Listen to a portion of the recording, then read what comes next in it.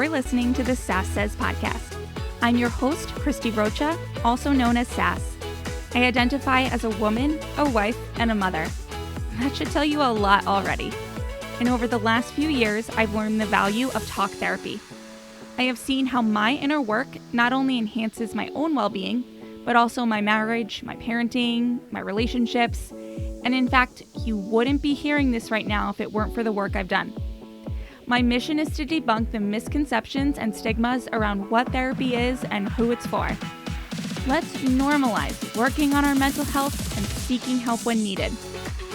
We've all heard of self-care, self-help, and self-love, but do you often wonder how to actually make it all happen? I do. You'll hear strategy-based conversations with professionals, as well as inspiring and validating stories from women who are just like you and me. Think of this podcast as the weekly therapy sessions you didn't know you needed, with a dash of sass, a lot of vulnerability, and me, relentlessly asking, but how? Hello. All right, my guest today is Meredith Huck. Meredith is a mom of two, owner of her own interior design firm called House of Huck. She is a born Jersey girl, now living in coastal Connecticut with her husband and, of course, her kids. Meredith is also a licensed real estate agent in the state of Connecticut and enjoys supporting her clients to turn average houses into spectacular homes. Love that. All right, so Meredith and I were connected through my mom's podcast, A Well-Designed Business. Meredith was a guest on her show, and when she heard about my podcast, she offered very willingly and graciously and lovingly to share her postpartum mental health story with us. So that is, of course, a huge chunk of our conversation, which, just as like a little teaser, I guess, includes bringing her newborn baby home to a hotel room. Yeah, it was something. You got to hear her tell it. And you know, I sound like I'm making light of it. It was not a light time. It was very hard, and she gets into it for us. She also talks about how her version of self-care comes in the form of routine, structure, and organization, which can differ from the message many moms receive, particularly early on in motherhood, about, having to learn to let things go. Meredith says, doesn't work for her. And last but certainly not least, she talks about what it's like to parent her two toddlers while running her own business and just how she makes it work on a regular basis. So I really enjoyed getting to know Meredith. Here's our conversation. Hey, Meredith. So nice to meet you. Thanks for being here. Hello, Christy. Thanks for having me. I feel like I already know you, but nice to meet you. I know. So my listeners know that I occasionally get some crossover guests with my mom's podcast, and you are one of those people. And why we're here is that you shared a little bit with me over email how, your experience with mental health postpartum really just had you take a good look at your life. Can you go back to that time and just tell us what happened? Yeah. So my goal is to not cry because it really is emotional, but TBD. So yeah, I have always been like a Doaholic, we'll say. So I grew up playing soccer very competitively. I played in college, in the ACC, which is a very competitive conference. And post college, I got right to work. I loved my job. I worked late hours. I loved just being around people and working and all the fun things. And I remember when I was at my last corporate job pre-children, I was chatting with this gal that had a 5-year-old, and I was like, so how do you like get it all done? Because right now I work during the day, I go home, I eat, and then I go I'm back to work, but it's fun for me. I didn't like feel as though somebody was making me do that. And she's like, oh, as soon as you have kids, you won't want to do that. Like, don't even worry. And that wasn't true for me. But my husband and I at the time lived in Ohio, and I'm from New Jersey, as you and I had chatted about a little earlier. And it was very important for me to be near my family. I'm very close to my family. My husband traveled for a living, so I really wanted to have the family support, right? I mean, most people do.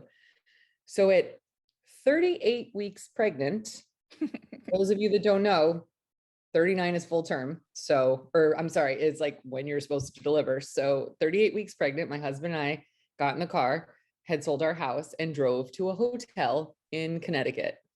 God. He had started a new job, and bless his heart, as you know, some men don't totally get it. He thought I would go into labor in Ohio and I'd call him in Connecticut and like he'd come. Mhm. Okay. Mhm. So we're in a hotel and I'm again 38 weeks pregnant, you know, out to here. We have the baby, Landon. He's perfect. He's healthy. I pushed for 18 minutes. I was walking to my hotel room. Listen to me. I was walking to my hospital room. It was a breeze. I'm like, this is a walk in the park. Mhm. Everything that could have gone right went right. I come home to the hotel room and I just lost it. I was like, what? I'm so overwhelmed. I remember, so my uncle actually owns a balloon store in Connecticut, and he had gone into my hotel room and put like balloons in the room to welcome home the baby, but like this wasn't the entry that I had imagined, right? Right. We are living in this itsy bitsy like Homewood Suites off the highway in Connecticut, and here is my newborn baby.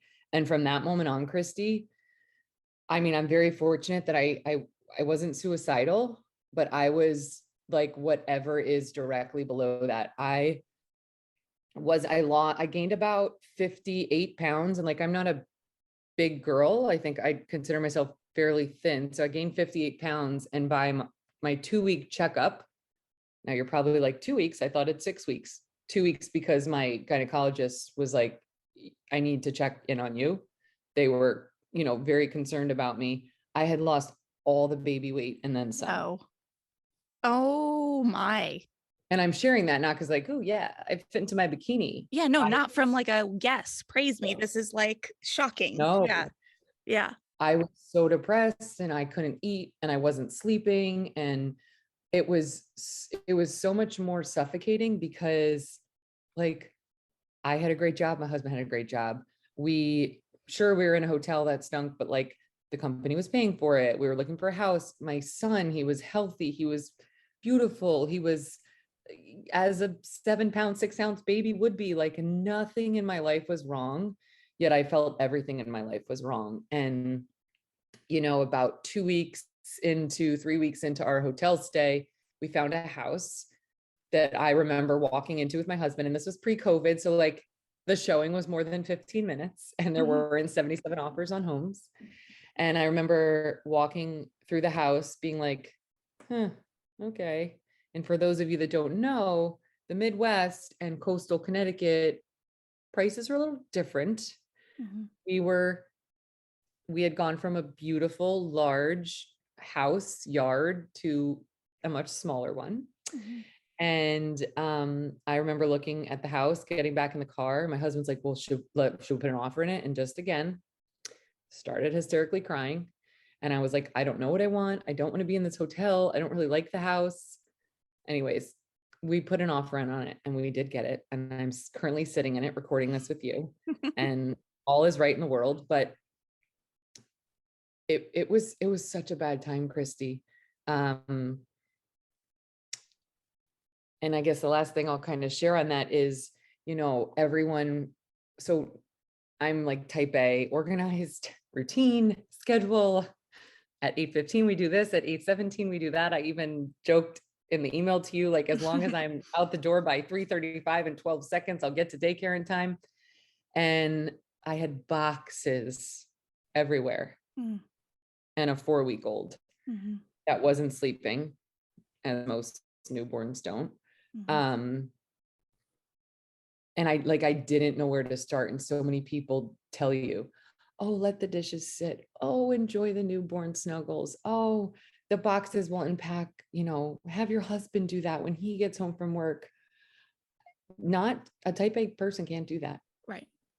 Not at least without a lot of help and therapy and all the things Yeah, that and we need. remember, I no longer had a therapist. Yeah. I just was in Ohio. Now I'm in Connecticut. I remember getting medication from my doctor. He did give me an antidepressant 2 weeks after my son was born. And I remember it in the brown bag just sitting on my nightstand. Mm. just sitting there because I couldn't conceptualize. I'm like, why is my, like, I hated my life. Yeah. It was awful, Yeah. but it wasn't awful, but I thought it was awful. Yeah. And I didn't know why, because every box, Christy, madly in love with my husband and, vice versa. Perfect pregnancy, perfect delivery, perfect newborn baby, Mm-hmm. house, financially stable, job, parents that love me, that were coming to help when they could. They live about 90 minutes away. My two brothers, supportive, proud of me, but like, Yeah. It rocked your world. couldn't get out of it. I Yeah. couldn't. Yeah. So I want to go back a minute. What was it about either, I don't know, what made your gynecologist insist on seeing you 2 weeks after? Like what was going on that did they just know you that well? Or like what was happening there? Well, Christy, funny thing you say, when I moved at 38 weeks from Ohio, I met my gynecologist when Oh, I gave true. birth. Oh, true. Yeah. Yeah, true. Maybe that was it, right? Like they're like, why is this person moving states at 38 Yeah, weeks? maybe a little bit, maybe a Yeah. little bit. I mean, they never actually said, hey, this is why we wanted to see you. But I think just the constant, I mean, I was in the hospital I delivered it at night. So the next day I was in there for like 2 days, say Mm-hmm. a little less than 2 days, and I couldn't stop crying. Mm, So I would gather that was why. yeah. Um, Plus, I mean, looking at like the chart, oh, you just moved from Ohio Right. last, like you Right. don't live in a hotel. Okay. Yeah. And you can stop crying. And, people would ask why. And I'm just like, that almost Yeah. became more frustrating. Like, I don't know. I'm Right. not sure. And Yeah. I'm sorry, I'm embarrassed. And like, Yeah. Yeah. I heard I heard an interview you gave, and I won't say the name of it or anything like that because it was not poorly intentioned at all on the part of the host, but you know, and it was not about motherhood, but it came up, and the host immediately went to enjoy the time. It goes fast. And I was so triggered. Like I immediately was like, mm, like this is what's wrong. Like this is what is wrong. Like and I know, and like I said it, I'll say it again. It was well intentioned, but sure. this is how we end up in situations where we feel like something's wrong with us when it's not all sunshine and roses. Like it's so detrimental. So I remember, I think I actually know which one that was, because I too remember just being like, but that's not fair of you to like say that. And to your Yeah. point, the person like wasn't being malicious. I remember being pregnant. So I say I had a perfect pregnancy. I did, but I Right. was sick the whole time. But Mm, again, could have been like nothing was wrong with my baby and nothing was wrong with me. I was just very uncomfortable getting sick for 9 months. right. And I remember being at a wedding. I was 8 months pregnant, and someone asked, how are you doing? And I was honest. And I said, I really don't like being pregnant. Mm-hmm. And the gal next to me, she's well intentioned, I'm well intentioned, said, well, at least you can get pregnant, and walked away. And she was having fertility issues, which I know is very common. And Mm-hmm. I'm so fortunate that I did not. Like, I don't Right. know anyone really that's not had problems. But again, I was fortunate enough not to, but like that also cut me to the core. I mean, I remember going to the bathroom and crying. I swear I don't normally cry. This was just all the hormones, but like, why do I have to say that I like it? I Right. hated it. Right. I hated the whole thing. And I remember when Landon was born, my son, just the first thought, okay, maybe the second thought was like, oh, I'm not pregnant anymore. Oh yeah, me too. Like Yeah. I was just so relieved. So I think things like that, again, that lady that said that to me, like I can not imagine what she has walked through. And the good news is they now have two beautiful, healthy babies. So I'm so, thrilled that they were able to have children, but I didn't like it. And I'm sharing that because I also didn't like the newborn phase. Yeah. And that's okay. So take your pregnancy, 9 months, right? 10 months technically, then take 6 months of newborn. We're now looking at 16 months that I'm like miserable. Right. And that's honestly why, like, I would love a third. I just can't, I'm just, emotionally, would that beautiful boy or girl be just the light of our lives? Of course, but like, it's just, it takes too much of a toll. And Yeah. I would be a really bad wife and a really bad mom to my two other children during those 16 months. And to me, it's just, I don't want to say it's just not worth it, because that sounds so awful, but like, I don't think I can do that. Yeah. Yeah. No, I'm with you. I think, my husband and I went into it that we would have 3. I used to think I wanted 6. Like, I Oh, don't know me who too. that Oh, yeah, crazy yeah, lady yeah. is. How many Just kids? keep This would be popping them great. out. But we really ideally would have had 3. And maybe we would have if the pandemic hadn't happened, but it was the combination of pandemic, like depression, and just doing that with little ones, as I know and just really, yeah, me too. Like I don't enjoy being pregnant. I was definitely experienced depression throughout my second pregnancy. And my instinct is to say the same thing, like it's not worth it, and it's like, of course, if that were to happen unexpectedly, we Right. would deal with it, right? Like we would get through it, and we would love that baby no matter what, and our family would work it out. But given a choice, it's like what's drilled into our heads all the time that's so hard to accept. We have to put ourselves first. We have to know that because we are capable does not mean we have to, right? Right. Like, and that's Right. okay. Right. Yeah. Absolutely. And that I wrote a little article for Thrive, if you're familiar with them, and it Mm-hmm. was titled, "It's Okay to Not Be Okay." And that was the thing, like, visitors, Yeah. the amount of anxiety, like, I literally just got goosebumps because I said that. The amount of anxiety I had, everyone. And now, mind you, this is again pre-COVID. Mm-hmm. So I'm sorry that I'm like dating this a little bit, but wanting to come see the baby, it gave me so much anxiety because I was like, well, what if that's the 30 minutes in the whole day that I'm randomly able to nap? Yeah. Or what if I'm happy during those 30 minutes or hour, whatever it was. I did not want visitors. I promise you, Christy, if you ever have another, I will not come visit you. Yeah. I, I I don't just, want you to. and a girlfriend of mine who, bless her heart, is the complete opposite. She just had a baby and was like, oh, do you want to come see the baby? I'm like, not in particular. Right. No, I Right. don't.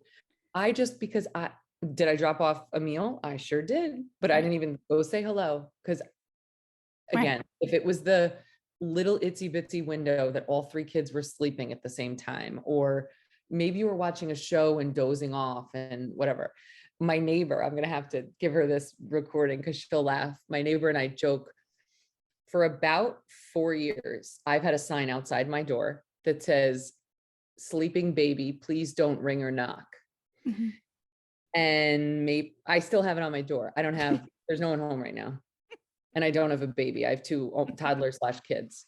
And it's because it started with the baby, Right. because people were ringing and I'm like, oh, I just want to come stop by. Stop by. No. I'm 3 weeks postpartum. Oh my God. Like I'm I'm too half naked in a diaper. Like go away. Yeah. Yes. Right. But it is a funny story because about a month or 2 ago, someone that I hired to help with consulting for my business sent me a bottle of champagne. And I must have been out and about. And I came home to a note on the door. So it must say like sick baby or something. So sorry, the baby's sick. I'm a mom also. Call me, like I'm Oh, nearby. Find a FedEx mom. So oh I my called her and I was like, I am so sorry. No one's sick here. No one's sleeping. And she came back and dropped it off. But I just thought it was funny God. That because, is funny. That so is anyway, sweet. That is sweet. Um, yeah, it's the visitors. Oh my gosh. yeah, no, we don't want visitors. Renee Reina talks a lot about that. She's like, stop feeling guilty about this. Like it's it's not about the baby. There's plenty of time to see the baby. It's you gotta feel comfortable with yourself and in your house and in your routine, and that's gonna take as long as it takes.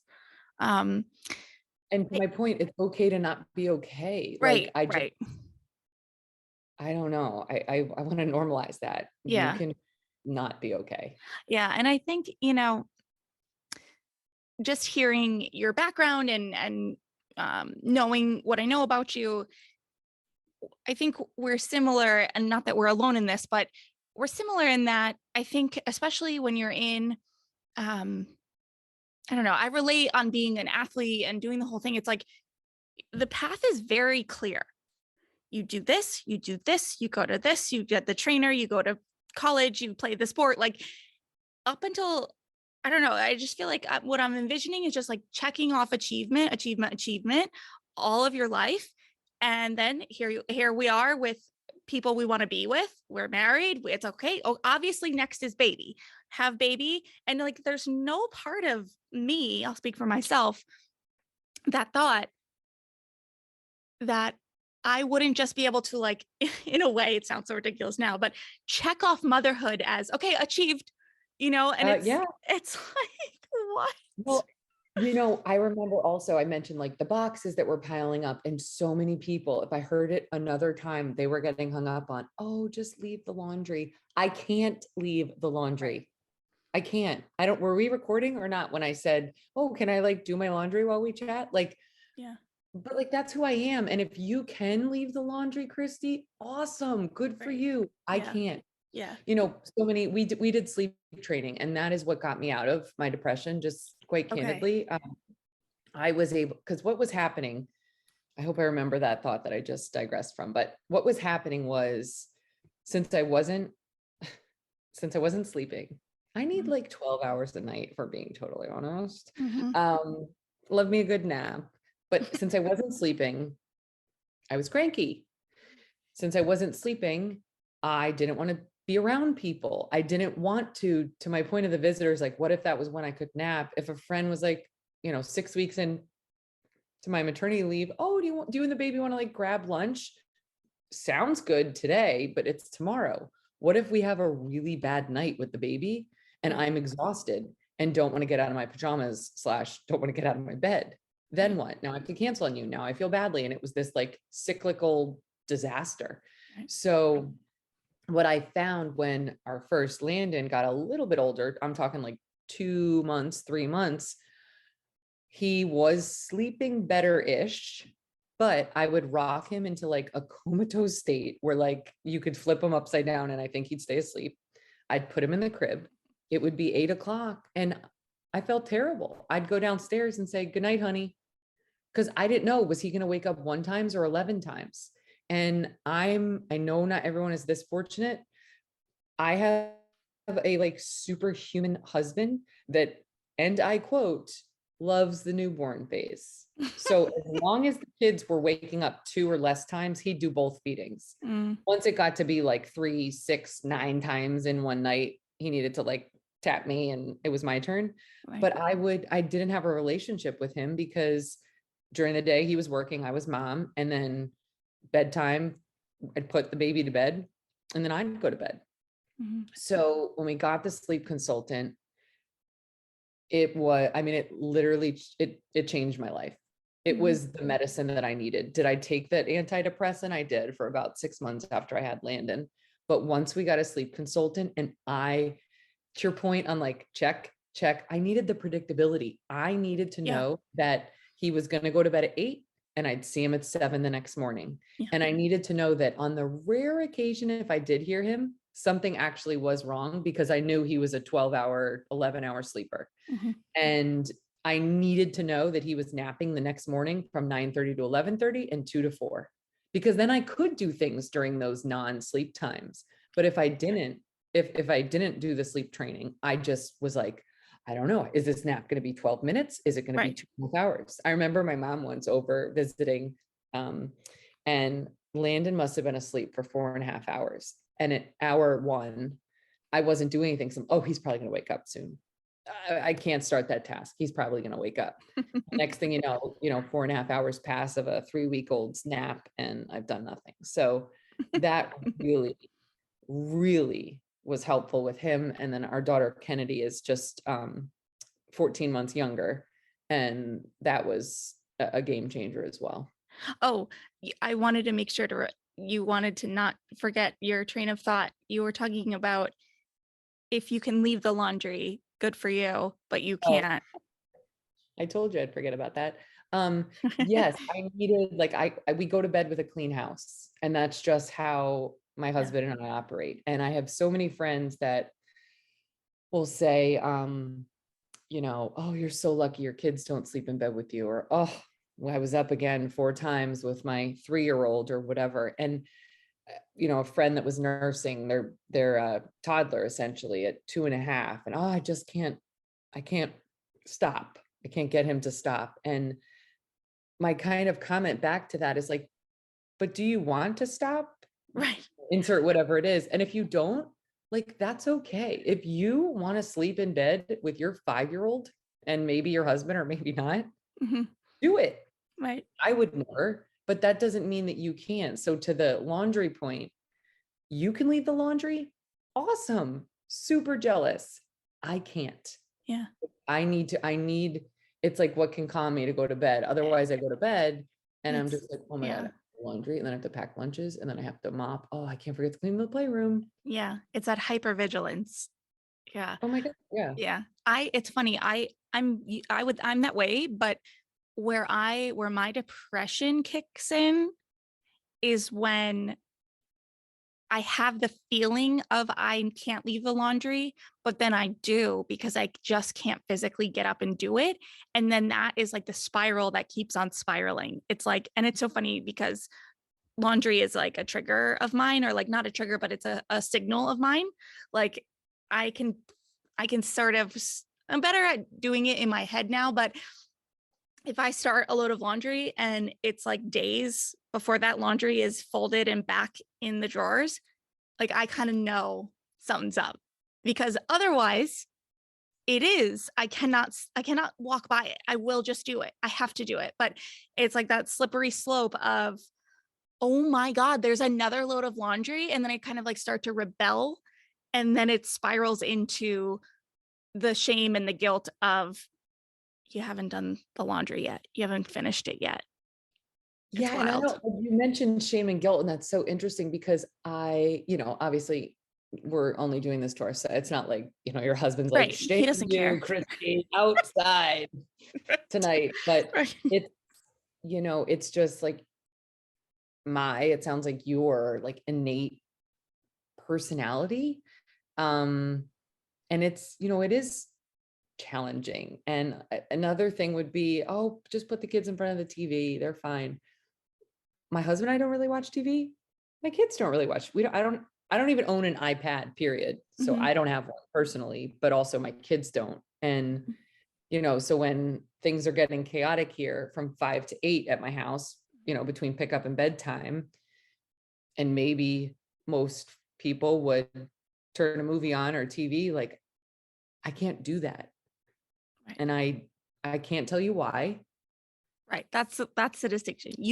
It's like, it's not that you physically cannot. It's like your mind doesn't want you to, so you don't. Yeah. Yeah. And that would make me feel worse Yeah. than the chaos, I guess, that sometimes, and like my children are fairly well behaved. And again, I'm like the structure of the routine. So they know, we get home, we play, then we eat, then we play again, bath, bed Yeah. every night. And they thrive off the routine. And so do I. But they're also 3 and 4. So when we have a little bit of chaos added into it, the easy thing would be that. And like, I just don't want to. You mentioned the person that said, oh, enjoy it. It's not that I don't enjoy it, of course, Mm-hmm. but it's the type A in me that just wants, I don't want to be doing dishes while the kids are up. Like I do want to be playing with them, Mm-hmm. Mm-hmm. but then they go to bed and then I have to do the dishes. And next thing you know, I mean, I own my own business. So there's a lot of work post bed. And next Right. thing you know, I'm like, oh my gosh, it's 12:30 at night. Right. Like I have to go to bed. Yeah. So Yep. I know it well. Um, I want to go back a minute, and I don't want, because I think it's very important when you said that you were fortunate enough to not feel suicidal, but whatever's right before that. And I think for me, how I would say that is that I'm the same. I've never been truly suicidal, but there's a point where you start to understand how someone could be. And I think that is like, I mean, it's not more terrifying than actually being at that point, but for people who are, and I keep saying people because I really just I'm wanting to speak for you because I feel like I know you better than I do. But it's like So it's for okay. me who like we're just so used to achieving and we're so used to like being productive and getting things done and being the person that handles stuff. That's a really jarring experience to all of a sudden feel like you can relate to a person who wants to no longer exist in this world. Yeah, yeah. So the moment that I realized I was not doing well, and let me preface with I think I've always just been a very sensitive person. Mm, So I have always, and I don't want to use the word battle, but have dealt with maybe depression, which okay. after having therapy as a teenager and young adult, I am still a young adult, by the way.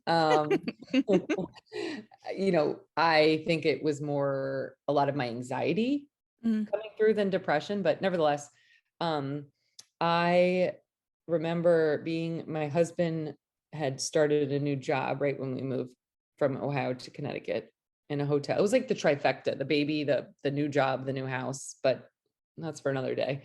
I was staying at my parents' house in New Jersey. He was in Mexico. Landon was, say, like 8 days, 9 days old, and I was feeding him. And I just remember not realizing I was crying like onto him, but seeing a teardrop onto like his Oh, arm because I was nursing at the time. And I remember standing up and giving him to my mom. And again, not, I wasn't going to harm him or myself. Absolutely not. Never even crossed my mind. But I was just like, I can't do this. yeah. And I don't even know what this was. Was it feeding him? Was it holding him? Was it being awake at the time? Like, I don't know, but I Mm. remember like just vividly, he was wearing a little green onesie with white feet, handing him to my mom and just saying, I can't do this, and like walking away. Yeah. And again, what was it? Don't really know. Couldn't tell you. I didn't particularly feel pressured by the whole nursing thing either, which I feel fortunate about. Both babies had formula from the beginning. They both had a bottle, obviously, if they had formula. So it wasn't that I was nursing. I think I just saw so much in front of me that had to be done. Like Mhm. we had to buy a house. We then were going to have to unpack the house that we bought, which blessing in disguise. I now own an interior design business. So maybe that helped me, but the house we bought was hideous and I didn't like it. And we left our friends so abruptly and like in Ohio, and Jim left this great job. And I cannot do this. Yeah. And that was like the moment for me that I was like, okay, I'll try harder to find a therapist. Yeah. So then having your second pretty quickly after, what was that like? Was that like, hey, I feel like I can handle this? Or like, what was that feeling? No, she's shaking her Yeah, head. No. that was, I can't do this. I know I want more than one. This is going to sound awful. Let me get this over with. Yeah. Like, let Yeah. me get those 16 months that I can't handle Mhm, done. mhm, mhm. And I had a worse pregnancy, just sickness wise with Kennedy, but still was healthy and wonderful. I pushed for 2 minutes. So that was great. Wow. I begged them the next 2 days after she was born was Thanksgiving, and you're supposed to stay 48 hours. I was like, please let me go home. Mm. And they did. I mean, it was such a smooth pregnancy. The baby was great that we left 24 hours after I had her, which I don't know. I don't think that's normal. Um, I was more prepared because I knew how important that sleep element was. Mhm. Um, we happened to have a unicorn that did have to get rocked to sleep, but basically from the day she came home, probably woke up once in the middle of the night. 2 times was a bad night. Oh. And I say funny enough, it's certainly not funny. Interestingly enough, at her 2 month checkup, they told me I needed to start waking her up in the middle of the night to eat because she was a little bit underweight, to which I was like, I Yeah. cannot do that.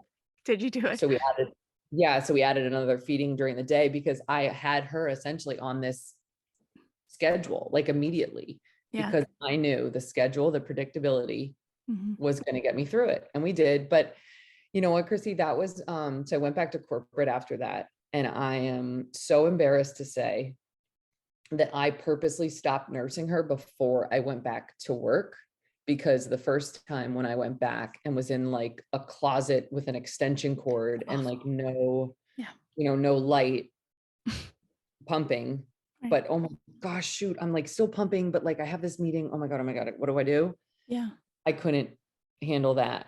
Yeah. And I remember the first day going back to work, was in sales, and not even in a malicious way, but one of the superiors at work, a man that had a stay-at-home wife, Hmm. said, it was vacation's over, time to hit your quota. And I was just like, oh my God. Okay. Yeah. Yeah. Well, first of all, And I don't think that's anything to be embarrassed about. It sounds like that is something you did to survive, and mhm, you made a choice that you felt would benefit you. I hear you. I hear why you said I'm embarrassed to say, because there's a lot of judgment. There's a lot of pressure out there for moms at every turn, but I think particularly in that newborn phase, the whole feeding frenzy of what's better and this and that, like, it's exhausting. But I don't hear it as something to be embarrassed about. I didn't like breastfeeding, and I can't imagine having to do it in the circumstances that a lot of women are put in to do it at work. Like you said, a closet, like it's awful. We want to just throw it down women's throats that breast is best and they have to breastfeed and this and that, but then we don't want to set anyone up to actually do it right. We want to judge people right. when they do it in public. We want to like then judge someone who wants to do it in privacy. At work, we don't set anybody up for success. I remember I wasn't even a manager. I was a entry level job. This woman on my same level had a baby, and I worked in apartments, and she lived in the building, and she would take 10-minute pump breaks. And since she lived in the building, she would go home to do it. But it was like, we were all, I mean, I didn't get it. I was 22. What did I know? But like, we're all looking at like 10 minutes on the dot. Like, where is she? She has an appointment. Da, da, da, da. And like, I still think about that, and just the lack of empathy and the lack of awareness and knowledge that a lot of people have in a work setting with someone who is pregnant or had a baby. Like, it's awful. Yeah. It's awful. It's an awful I, feeling. I remember a few of the management team members at that same job asking me. So I had come, you talk about achievements and success pre-kid, President's Club, President's Club, President's Club. And Hmm. it was the same company, but I was just transferring from Ohio to Connecticut. So they're like, Okay. oh my God, we're getting this rock star, so excited to have me. Well, I think that first year I was at like 42% to plan. I mean, just terrible. And they asked, what can we do? What do you need? And I remember crying, being like, a stay-at-home wife, because they all had wives that stayed at home. And Yeah. like when it was a snow day and the pediatrician called and the kid was sick and you forgot to pack the bottles, like the stay-at-home wife did it. Right. Not for nothing. Sorry, mister, but stay-at-home mom is the hardest job in the history of all jobs, ever times 10. So bless those women. I'm not knocking Yeah. that. My mother was a No. stay-at-home mom as well, but like I didn't have that luxury. My husband traveled full time, like Monday through Friday. Oh my God. So Yeah. I'm sorry that, yeah, 4 weeks in a row, Landon's been home at least one day a week with whatever, but What am I going to do? Yeah. It's my kid.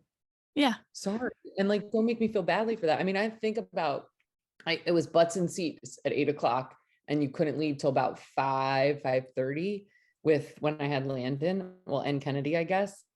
How did I do that? Yeah. Yeah. I know. I know. Well, I left corporate after my maternity leave with my first, because thinking about how to do that was too much for me to even think about. Like, I had the opportunity to work from home for my mom, so that's what we did. And I mean, even that, we both laugh about that now, like thinking that I would actually work from home with my newborn right Oh, next to me, like, forget it. That was insane. LOL. Yeah. But I would have rather tried to figure that out than try to figure out being in a situation where I'm required to be sitting at a desk from this hour to that hour and what happens when I need to leave, or I need to miss work again, or it's like, that was too much. That I didn't want that at all. Yeah. Yeah. It's insane. It's insane. And listen, it's not just women, it's not just moms. I'm like totally all about equality and parent, non-parent, whatever, but it's just like the lack of empathy sometimes. I think that, when there's a fine line, like, oh, you never know what battle someone's fighting, but then also like you have to do your job, and also like don't be a jerk. Right. So Right. Right. it's a lot, but I think again, when I look back at all the times that I just was like hot mess express crying and feeling like I was suffocated, the organization, and I'm like this with my job now, the organization, a process, a routine is what got me through it. I think about, so I said Landon is 4.5, Kennedy's 3.5. We did survival swim with them. They both are 10 times better swimmers than I am. My son yesterday in the pool was like, Mom, look at me do backstrokes through the whole pool. I mean, they're such great swimmers. I had such bad anxiety around water with them. And once I got into a routine and we did the class every day for 6 weeks, Yeah. like I can breathe. Same thing with the sleep. Potty training. Guess whose kids were potty trained before they were 2? Yep, Yeah. that was mine. Yep. But it's because like I knew if we just did this, like your check boxes, right? This, and this, we'd be good. Yeah. And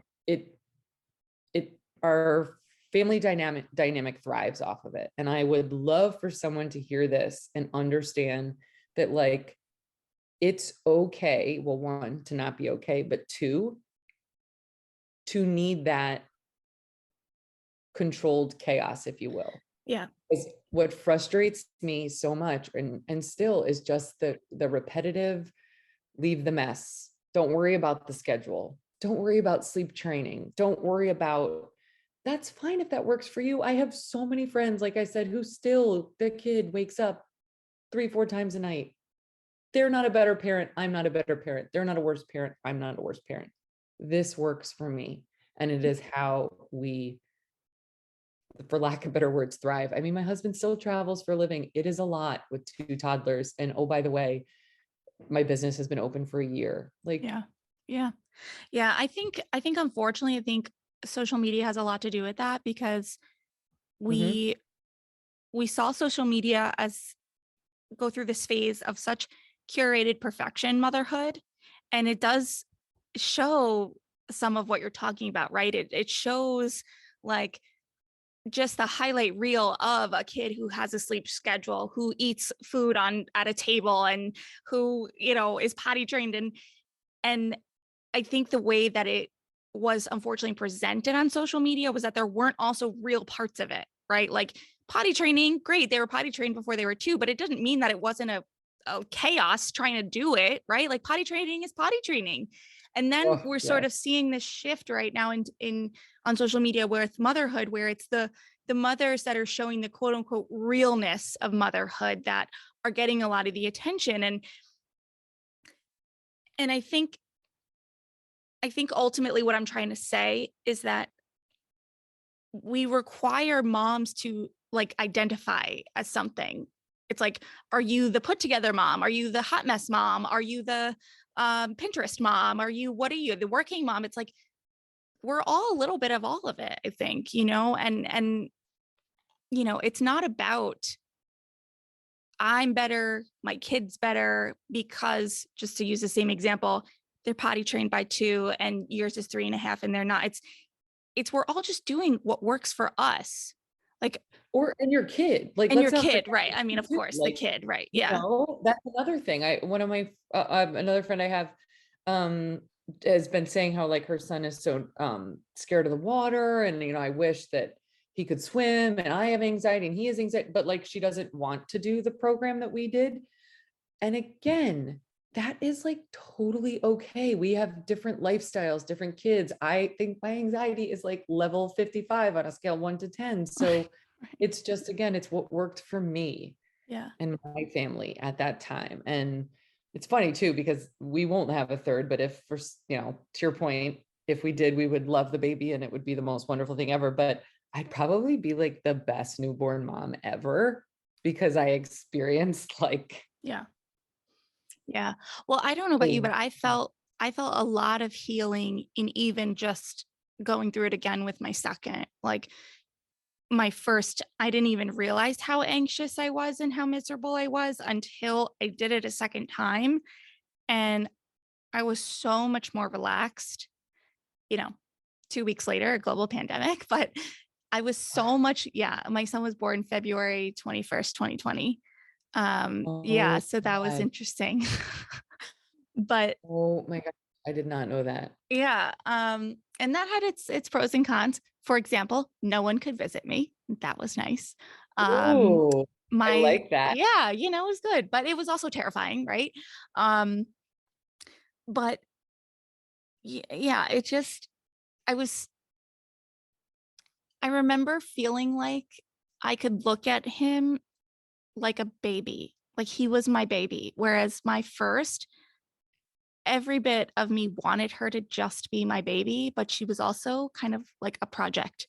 It was like, how do I do this? How do I deal with this? How do I fix this? I don't know. Like it was just so stressful that my like just passionate love for her was also so intertwined with stress Yeah. that Yeah. doing it again with him was there were different stressors. I had a toddler, all the things, but it was like those moments, particularly when it would be time to put him down for bed and it was just us in a quiet room. I don't remember ever feeling relaxed in that situation with my firstborn. With him, it was like I could just take it in a little bit more. I think also, I mean, at least for me, I remember I had this one friend who always was like, it gets better, it gets easier. They do sleep with my son Yeah, Landon, my first. And so then when I did have Kennedy, I actually knew that like, oh no, yeah, she's right. Like they do right. You know it. really, It's not just a rumor anymore. Yeah. yeah, like I've experienced it. Okay.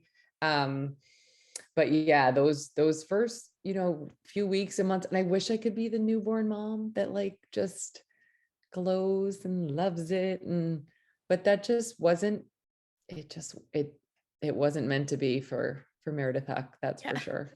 Yeah. Um, all right. And so you've mentioned a few times, and I know this about you, but you have your own business. What what does this look like for you now? Like how do you balance it? How do you make it work? Well, give us some examples maybe of some organizational things, strategies, processes that you have as Meredith, who has both a business and is a mom. Where's the intersection? And yeah, like what does it look like? So at first I thought like there was no way I could do this, right? Because I'm a mom of two toddlers at the time and my husband travels, but it has been way easier is not the right word, but way more relaxing than I thought it would be. First and foremost, and this is not relevant or not specific, I should say, to interior design, this is like literally any business, is I only take on clients that I want to take on. Mm, So in the very beginning, I did have a couple clients that like didn't respect my hours, for lack of better words, and were calling me at night and were mm. expecting me to be there on the weekends. And now I will tell you that I would love to recommend you to a designer that can better accommodate your schedule. Because there are some amazing designers that do work on the weekends and they do work at night. And let's make this clear. I do work on the weekends and I do work at night, but I work at night when I want to work at night and I work on the weekends when I want to work on the weekends. Right. Yeah, it's not on So, their schedule. It's on yours. yep. So I'm available 9 to 4, Monday through Thursday, and by appointments on Friday. And if Mm, you are not okay with that, again, that's fine. We are not a fit. right. So I'm now finding that a lot of my clients have young families. Mm. Not that I would never take a bachelor or a, Right. couple with no kids, but it just is the vibe, the personality. I get it, they get it. They have to sometimes, so again, not specific to my industry, but if a client has to cancel because, their daughter's homesick, Mhm. to me, that is no problem. Right. There are other people that would say, okay, well, you have a $250, reschedule fee or whatever. Right. Nope, Right. not with me. Right. So I think that's really important because that really then sets the foundation of this schedule that I'm, kind of talking about. So like mom, Meredith, let's say my husband's traveling, which is often, puts the kids to sleep. And then after bed is when the house gets clean, the lunches get packed the next day, the bathing suits, we're recording this in the summer. So kids have water play at school, the bathing suits get packed. So when we are up in the morning, all we do is eat breakfast, get dressed, go to school. Mhm. It's that simple. I always block off my about 30 minutes in the morning because I mentioned as a new mom, I couldn't the mess couldn't be there. Well, also now as a entrepreneur, I can't, even though I did tell you there's laundry sitting next to me, generally I cannot concentrate unless it's clean. Yeah. I need that environment. So I think that is something that's very important. And then I have an assistant. Her name is Alexa. She's listening, so I can't say her name. She will go off. And this assistant of mine, I literally time block. I will say, lady, Yeah. set a timer for 1 hour. So I'm going to, whatever I'm doing, Mm. it's laundry, maybe it's a design presentation. I do that. And then my sweet assistant alarm goes off, on to the next task. Because if not, and is this a type A, like a, what's the word I'm looking for? Is this what type A people do? I don't know, but like, ooh, shiny red ball for me. Mm. I'm doing something and then I notice this has to be put away. And then, ooh, I forgot to clean the dishwasher today. And like nothing's gotten done. So I definitely make sure to stay on task. And then I think the last thing also, for the most part, though it is hard when my husband's away, because I do try and keep my phone nearby, from about say 5 to 8, that is my time with my kids. Mm. I even like my vendors, they know if you try and call them, you're welcome to call. I'm definitely not going to answer. And I just need to be in the moment because then when I'm with you, Mr. or Mrs. Client, I'm with you. I'm not, my kids aren't with me, they're at school.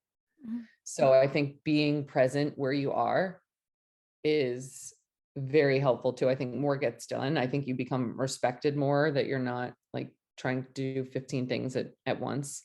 And then, like I said, I have that family time and I do work very late, very often, but like, it's because I want to, it's not because my boss is telling me to. Right. Right. Where is the connection for you between motherhood and leaving corporate and starting your own business? My last corporate job was not very conducive to my home life. Mhm. And yes, the pandemic had something to do with it, but I was at a turning point around this time last year. And I just thought, you know what?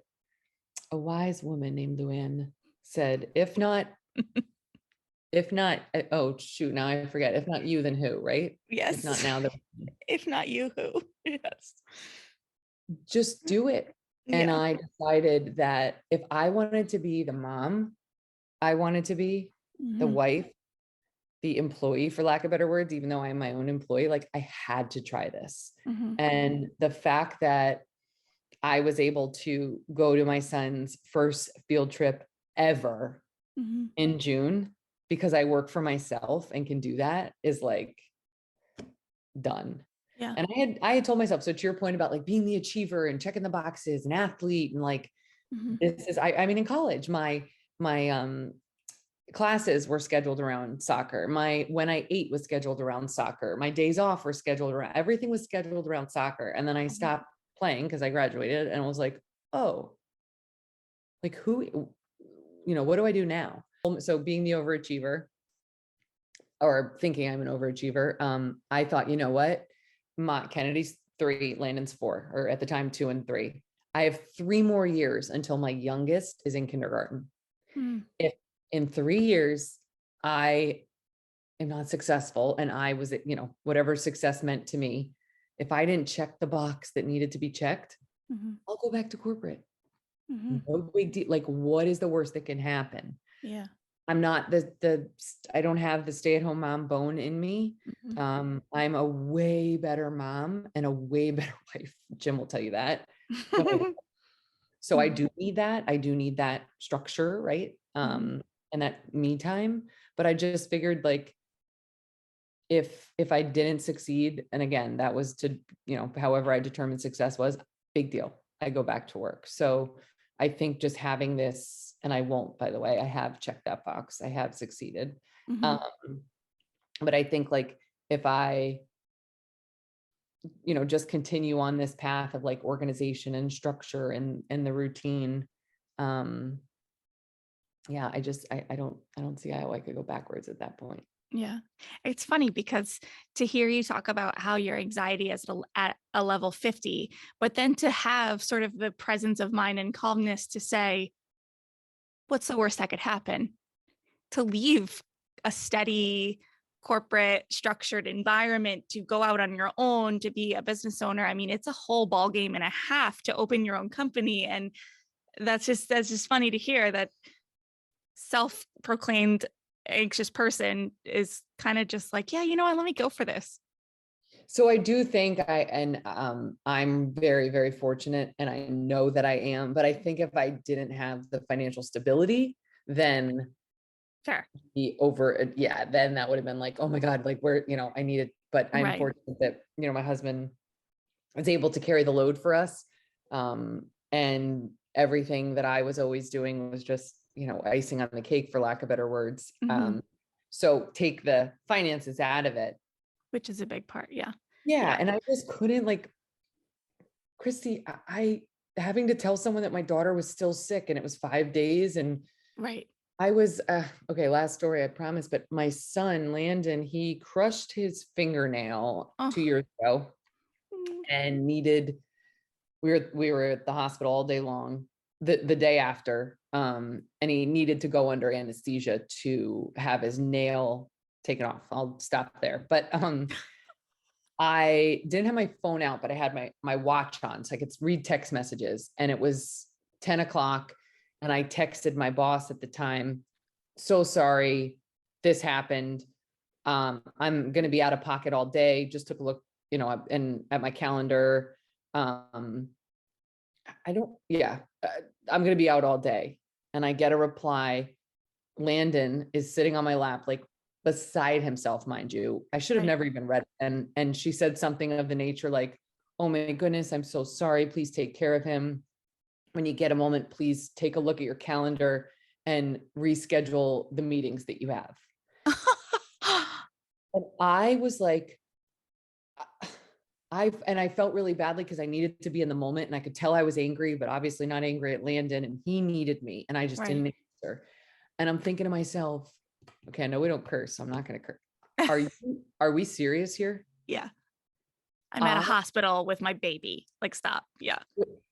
And it's just funny. I don't know how familiar you are with like Google Calendar, Yeah. but if you and I are in the same team, I can literally see the email of the person that you have a meeting with at 1 o'clock, and I can email Joe Schmo at abc.com to say, hi, Joe, just want to let you know I'm so sorry. Meredith had an emergency. We'll have to Right. reschedule. Right. Right. I know. I know. I know. I know. I wish people could see your face. I know. I know. All right. I have you for a few more minutes. I want to ask you, you know, we're talked a lot about your structure and your routines and all the things that you get done in a day.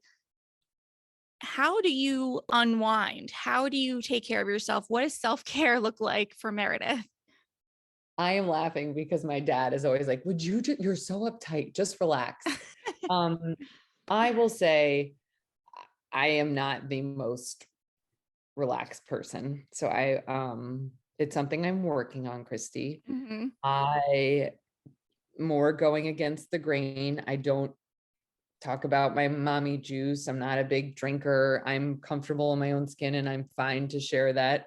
I know a lot of people think it's like funny to talk about how they need a bottle of wine after a day with the kids. Not me.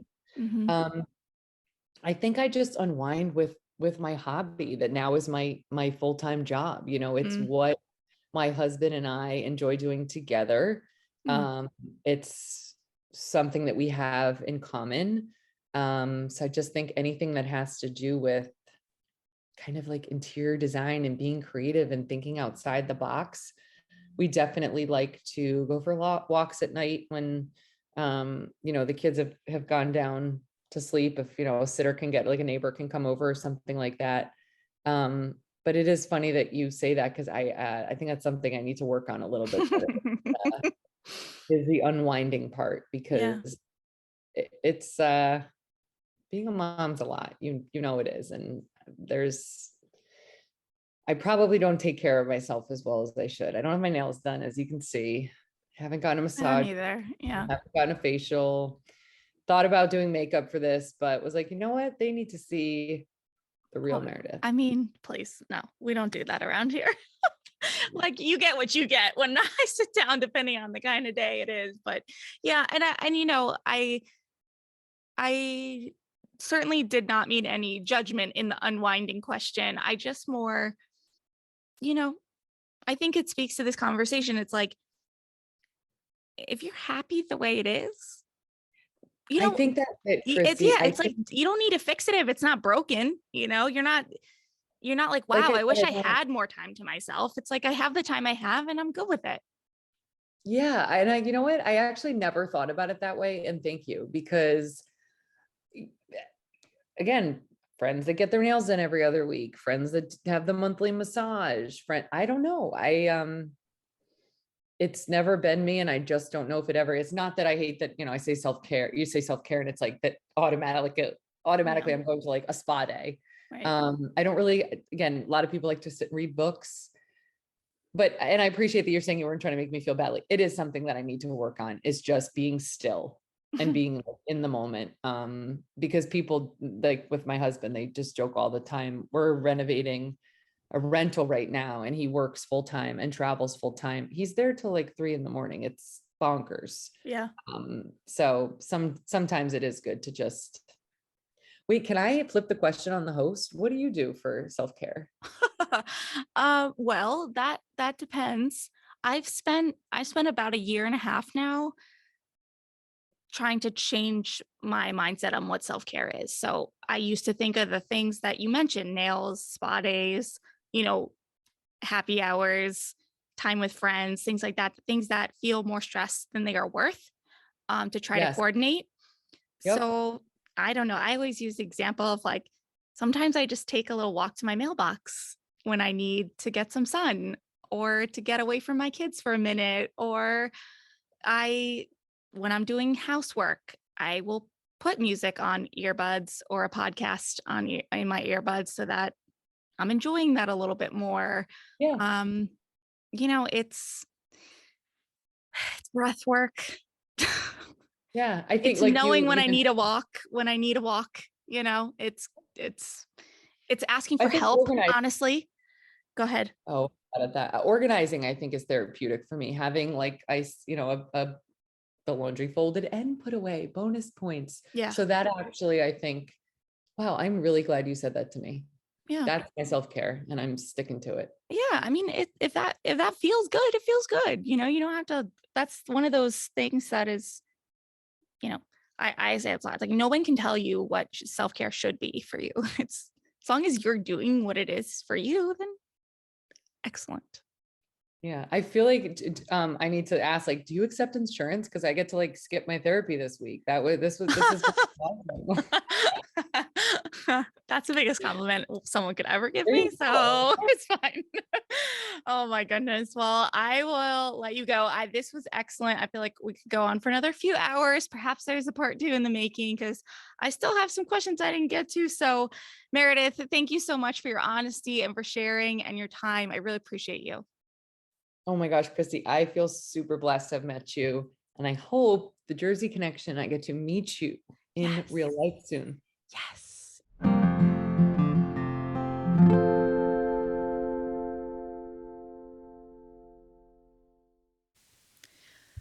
Love it, love it, love it. Honestly, like, do you?